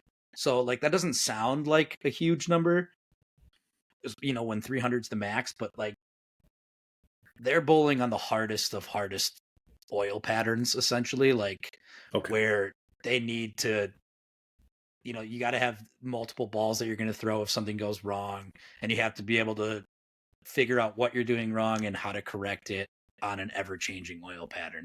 But I think the college, if you can get a bowling scholarship to college, I think your chances are vastly greater than just trying to be an open tournament bowler and get your PBA card and make the circuit that way. Like Wichita State is a powerhouse bowling college. Pretty much anybody who's a big name probably either got an offer or went to Wichita State, but it just takes so much time. And it's exhausting. I mean, you're throwing a 15-pound ball down the lane 12 times a game at very minimum. And it's just, I think it's a long grueling process, but I don't see why. Is it Braden? Is Braden the stud, Chris? Yeah. Yeah, I mean, if he takes it seriously, but I think he's a pretty good basketball player too, so he might go that route. What's he averaging, Chris? Do you know? I don't know offhand. Okay. It's good. Matt Smith's really good too. Matt Smith is great. I took a lot. I picked his brain a lot when I got back into it, when I was like buying bowling balls and figuring out what shoes the best and just all the accessories and little things that I would have never thought that you would need as a bowler, that he's just like kind of gave me tips on. And he was the one that like led me to be a 3-finger bowler out of a 2-finger bowler. I like texted him one day. I was like, "Hey, I bowl with 2 fingers." He's like, "You should stop that immediately and bowl with 3 fingers. You'll like it more." And I was like, "Oh, okay, cool." I got one last question. What is your biggest pet peeve when bowling, just in general? What's the biggest pet peeve? Lefties. Okay, just lefties. It's just like if you get matched up against one, it's like because chances are they're pretty damn good. It's just like, man, this is unfair. Anything else? I know you went on. You already went on about lefties. Yeah, Anything else besides lefties? I mean, like the ends of the bowling alley. Like if you get stuck on like lane 1 or whatever the last lane is, depending on how much room they give you between the lane and the wall, can screw with people dramatically because they can't either they can't get far enough outside if they have a big hook. Like if you're bowling on the left side of the bowling alley, for example, and there's not a lot of oil and your ball's hooking a lot, you move left and it takes your ball goes more of the lane, picks up more oil along the way. But if you can't move left because you're impeded by the wall, because a lot of bowling alleys shove as many lanes as they can possibly fit to get more business in their bowling alley, so it's usually pretty tight quarters. So that's pretty tough. And then also if a bowling alley doesn't have an elevated area where you step up to go bowl, where if it's just like flat with the ground behind it, I really don't like that either. It's just crazy how much nuance there is to this kind of stuff. Like you talk about oil patterns. I never even knew or heard of that related to this. Awesome. Yeah, we just got the bowling alley here in Bearwood just got new ownership. I think either last year or the year before, and they bought a brand new oil machine. And it just even just having a newer oil machine that can put a more thicker, consistent pattern down, it's going to affect how long the oil lasts and how much your ball's going to hook on it. So it's pretty crazy how much the oil affects everything. Because if you get a dry lane, it's impossible to bowl. I do want to ask one question. How often does your handicap change? Is it once a year, or does it change like during the year? I mean, it kind of depends. Like, it changed pretty quickly for me when I started, just because you establish your handicap, and if your first 3 games, if you don't bowl good, you got a huge handicap. 63 pins is the max handicap you can get. But then, the quicker you bowl, or the more you bowl, the faster you get better, and your handicap can drop pretty quickly when you first start out. But like once you establish, like I think I've maybe changed 2 pins this year. I've went from like a 189 to a 191 back to a 190 in the half of the year that we've bowled so far. So it doesn't change too much unless you're an aggressive sandbagger, which there are. Hey, this is super cool. I mean, again, I think we've all bowled, right? I mean, most people have bowled. But just hearing the nuances and some of the things you're thinking about, even just some of the pet peeve stuff, like I didn't know lefties are good, or that was an advantage. So just some of that stuff is really cool. They're also people too. That's what. Chris Smith, are you a left-handed bowler? Unfortunately, not. You probably could figure it out. Yeah, I think so. Well, you had played bowl, you'd have bowled, a lot of your life, and then took that 10-year hiatus, and you were asked to go bowling, and it was like, yeah, you said yes, but I think there's other times we come up against other decisions, and we just don't know what to do. Chris, tell us about our newest sponsor. Yeah, so we're proud to introduce Decision Dice to the podcast, the only dice that has the guts to make the tough calls for you. Indecisive about dinner, weekend plans, or whether to text your ex? The Decision Dice is preloaded with options like pizza again or stop stalking her Instagram, so you'll never overthink a choice again. Having a tough time deciding between a Netflix binge or going to the gym? Let the dice decide whether you're chasing gains or chasing snacks. Wondering if it's too early in the semester to wear cowboy boots to a night out on the town? I don't know if any of us would. But don't worry, the dice would tell you that it's either a yeehaw yes or a not today, cowboy. And when it lands on call mom, don't blame us, as family obligations were purposefully pre-programmed into our algorithm. Decision dice, because who wants to make tough decisions when you can just roll with it? And this leads us to our top 5. Always wear cowboy boots. It makes you taller. Sorry, Phil. I'm dying right now. Calling out roster in the ad. I love that. Okay, I've never worn cowboy boots. Is anybody with me? Dude. Yeah, I'm with you. They're awesome. Yeah. Okay. They're fantastic. We have the majority. Maybe that's Get the you a underrated piece of clothing. Yeah, You it know. could be. Could be. If I went to a country concert, I don't know if I'd ever go to one of those, but you know, What size do you wear from? 11. Damn, you got big foot. I can give you a pair. There you go. Well, hey, let's. This is a Heather Gardner special, top 5 border card games. I don't give her too much credit, but she did come up with this idea. So, top 5 board or card games, and for this top 5, you can say your list, 1 to 5, 5 down to 1, whatever you want to do, but just focus on one of them that you really want to talk about. So, Friend, we'll start with you. What is your top 5? Yep. So, Euchre Spades, kind of similar-ish card games there. Sheep's Head, after that. All these games kind of come with, like, trump cards, etc. if you're into that stuff.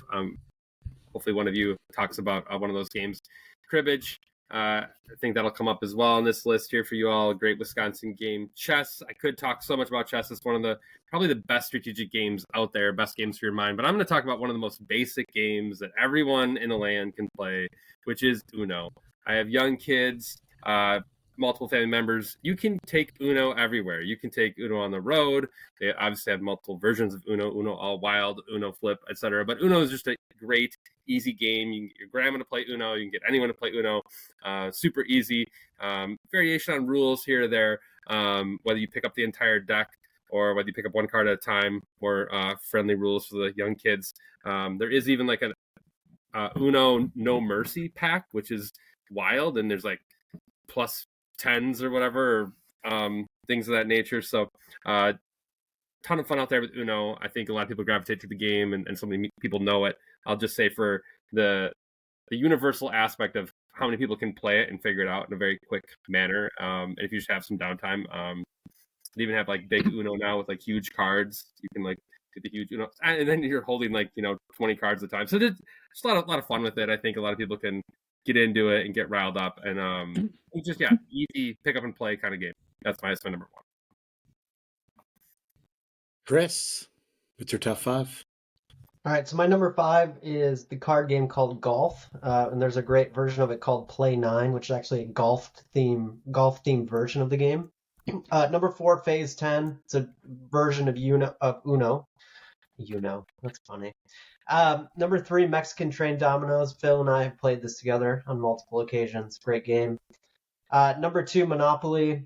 I love playing the full version of Monopoly, but I also love the variations of Monopoly that are out there. There's just so many different ways you can play the game. Number 1, I'm just going to take it because I'm going first. Euchre. I started playing Euchre, I believe, in 5th grade. And that literally, when I think of middle school, all we would do is play Euchre. Whether it was like in study hall, outside of school, basketball tournaments, like all we would do all day long was just play Euchre. I remember getting in trouble in school quite often for trying to play Euchre online in the library on the few computers that had internet. But it also led to Euchre tournaments. Most of you in here have played in the Euchre tournament or been a part of a Euchre tournament, whether it's in college. It's just a great social game, Midwestern game. Easy to play, but there is also skill to it. I think a lot of people default to it just a game of luck. But understanding Trump, understanding how many cards have been played, what hasn't been played, like there is a lot of strategy to it. Phil's like Hayden talks about, Phil Smith plays a completely different way than most people I know, but it works. So it's a game that, while I think a lot of people think there's only one way to do it and it's all luck, I think there's a lot of skill to it. And the more you play, the better you get. And I've won a couple of euchre tournaments in my day too, so it's been fun. Great game. That's what I'm going with for number one. Hayden, what's your top? All right. Number 5. This is a new one for me that I just recently got introduced to when we went to a big get together we had in the Northwoods. Secret Hitler. Don't let the name fool you. It has nothing to do with Hitler. But it's just a really fun interactive game that takes a little bit of deceivement. That's not the right word. What's the right word I'm looking for? You are trying to deceive. You're trying to like not let people know what you are or who you Exactly. Another one, Code Names. This is like a tile-based game, but you have a partner and you have one word to describe a word on the board, and that person has to figure out what the word is. It's really cool. Good for like couples to play. Sequence is awesome. Julia loves Sequence. She likes to sit down and just play. It's a super easy 2-person game up to, I think, 4 or 5 people can play. Super easy game to pick up. Cribbage. Cribbage is fantastic, especially if you know how to play. If you know cribbage, you know cribbage is great. But the number one is euchre. Single and double deck euchre. If you've never played double deck euchre before, it is way more intense and takes a lot more brain power to play. My grandmother actually will not play single deck euchre anymore because it is, her words, too easy for her to play. So she needs to involve another deck to make things a little bit more difficult. But to your point, Chris, Phil Smith completely changed the way that I play euchre after getting embarrassed by him at every single Smith family event of just him just winning on hands that he has no business calling anything on. And that's how I've transitioned my euchre playing, and it's made it a lot more fun. Maddie. I really need to. I feel like I played with Phil Smith before, and you would know. Yeah, yeah, you would know. He is aggressive. Oh yeah, ruthless. All right. Okay. Number 5 for me. Ticket to Ride. Great board game. Number 4 is Up and Down the River. I don't know if you guys are familiar with this game. Some people call it, I think, Shit on Your Neighbor is a popular name for it as well. It's a trump game, pretty similar to euchre. Number 3 for me is euchre. I learned how to play euchre with Phil my freshman year of college. Weller's third floor. Were we third floor or second floor? Third floor, right? I always get this confused. I think third. I think we were third. I was on second floor with Chris. No, we were on third floor. We were on third. Never mind. Then we were second floor, Phil. Were we? Okay. Yep. Yeah, we were second floor. Yep. Okay. Number 2 is Settlers of Catan. And Phil, you also had that as your number 2. Fantastic board game. Number 1, and the one that I'll talk about the most, is cribbage. This was my, for Chris, he learned euchre when he was very young. I learned cribbage when I was 8 years old, going to my great aunt's cottage in northern Wisconsin in Vilas County. I learned how to play it from my great aunt's cousin, Terry, and I've been playing it ever since. I've taught my wife how to play. She's not so good at math, but I kind of forced her to learn how to play, and she volunteered. And ever since then, we've been kind of keeping track of the games that we played. And we're up in the 120s right now of games played since COVID started in 2020. And it's just a really good 2-player game. It's good. It's good for 3 and 4 players as well. And I love it. I enjoy it. It's not just the luck of the cards. There's strategy involved in how you play the game. And it's it's a very, very simple, easy game to play, and I love it. So I'll give you some advice, Maddie. With your wife, you got this continuous game going. Play for a nickel a point. So however much you win by, that other person owes you a nickel per point. And then once you reach an X amount of money, take each other out to lunch.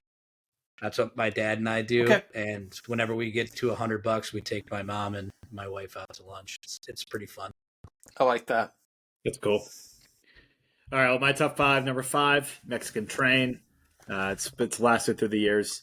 Number 4, Ticket to Ride. The board game is great. The app is fantastic. There's an app? Yeah, and it's like $6, and we're Whoa. always afraid to buy apps because that feels weird. It's totally worth it. It's you can play like 3 games on the app in the same amount you play 1 game on the board game. So number 3, the farming game, which I will talk about more in a second. Number 2, Settlers of Catan, also known some people as just Catan, right? That's kind of the name out there now. And then number 1, I put 3 games together. Pitch, which is it's kind of a Missouri game, but it's very similar to euchre. You can play 4-handed, 5-handed, 6-handed, slightly different rules for each.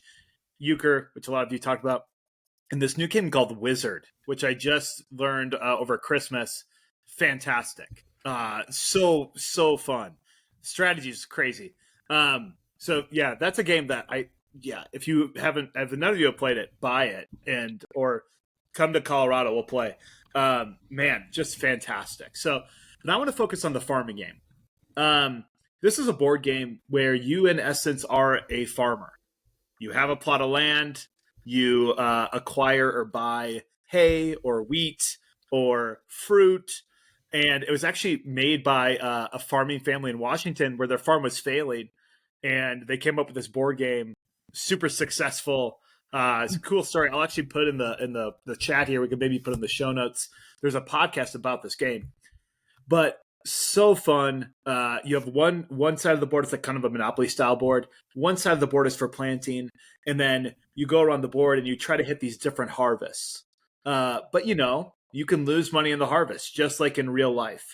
And so I don't know. It's something that like we'll even theme it up, right? We'll wear flannels and play country music and and drink moonshine, just for fun with it all. But yeah. Farming game, can't recommend enough. And what's funny is on the box it says hundreds of thousands sold. A lot of these games have millions sold, but hundreds of thousands, or maybe it's tens of thousands, whatever. But yeah, farming game, that's where it's at. Any honorable mentions that we haven't talked about? For me, it was Carcassonne. You've never played that. Poker. Oh, poker. Poker's I great. did think of poker as well. Carcassonne is I didn't awesome. think about that.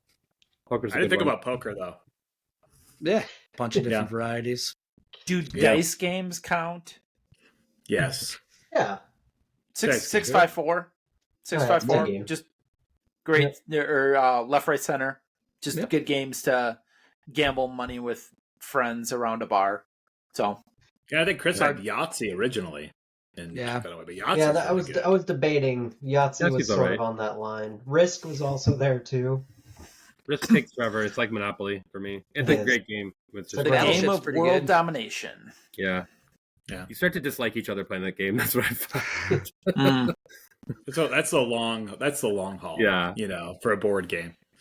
I was I'll take- surprised not to see Cards Against Humanity on here. Season of Life. I've gone away from it. Yeah, but I agree with you, Abe. Yeah. With the right group, you got to be with the right people. Yeah, I think. absolutely. Got to be Yes. with the right setting. I think that's my issue. Is got to be with the right people.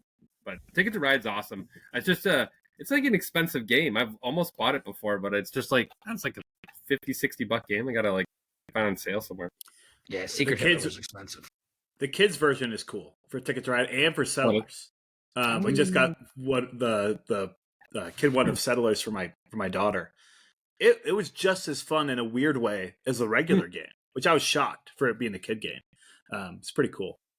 Catan is awesome. Yeah, it's the bomb. You can find us on YouTube. I don't think you have the video, but you can find us there. Spotify, Amazon Music, Apple Music, and iHeartRadio. Thank you so much for listening. We'll see you next week, roughly Monday or so. Have a great weekend. Go Bucky. We'll see you guys next time. Go Bucks.